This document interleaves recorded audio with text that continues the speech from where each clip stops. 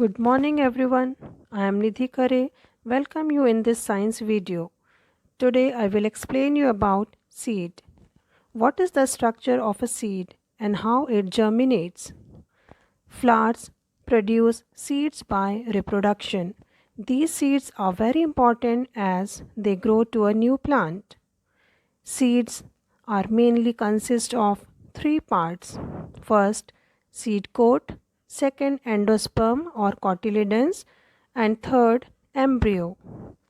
First part, seed coat. Seed coat is the hard outer covering of a seed which protects soft part of the seeds. It protects embryo from harsh condition and saves the seed from drying out. For example, nuts such as almonds. Its hard seed coat protects fleshy part of the almond inside. Now, the second part of the seed is endosperm or cotyledons. Cotyledons are fleshy and main part of the seed which stores food for the baby plant. The baby plant uses this food till it grows its own root and leaves to prepare food for the plant. We also eat endosperm of many seeds like nuts. Nuts are rich in protein, carbohydrate, vitamins, and minerals. For examples, peanuts and walnuts. Now, the third part of the seed, which is very important part, is embryo. Embryo is the most important part of a seed. It has everything that a seed needs to grow into a new plant. It has three main parts.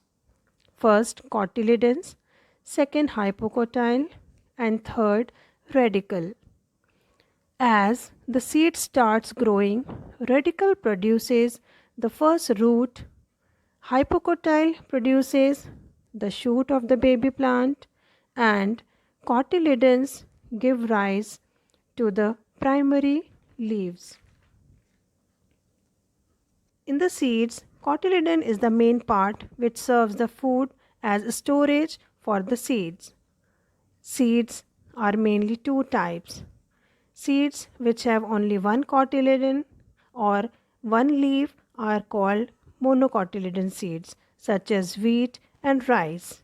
Seeds which have two cotyledon or two leaves, they are called dicotyledon seeds, such as seeds of beans. Here are some examples of monocot and dicot seeds.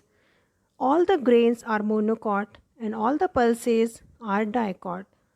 Friends, this is all about a seed, dispersal of seeds. Plants cannot move from one place to another, so nature helps them by dispersing the seeds of plants to different places.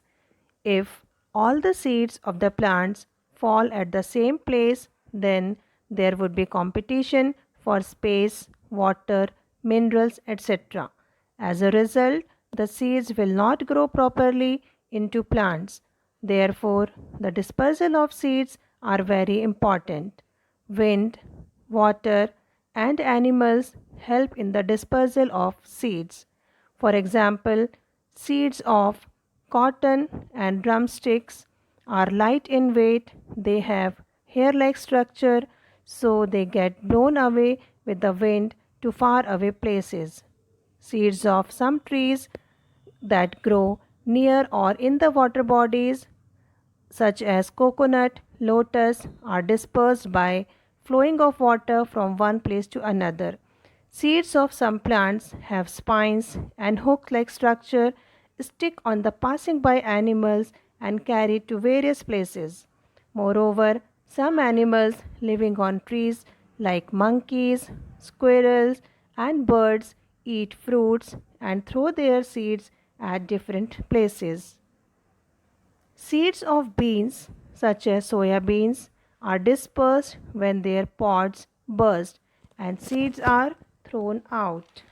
I hope you have understood the various methods of seed dispersal, like by water, by wind, or by animals.